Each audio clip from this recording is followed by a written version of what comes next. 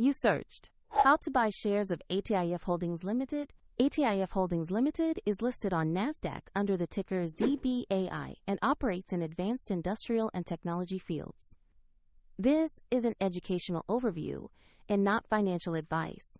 To buy publicly traded shares, you need a broker. We use eToro here as an example to show the process. After registering, you will normally verify your account with an identity document and add funds to be able to purchase.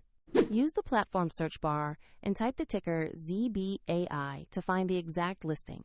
Select the result that clearly shows ATIF Holdings Ltd. on NASDAQ. On the stock page, review the basic company information and the price chart to confirm it is the correct security. Double-check the listing name and the ZBAI ticker before proceeding. Click the Investor Trade button. Enter the amount you want to buy, then carefully review the order details and confirm the trade.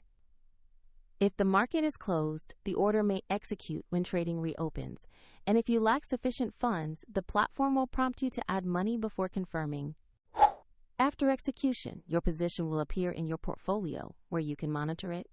A link to eToro is provided in the description if you wish to visit the platform.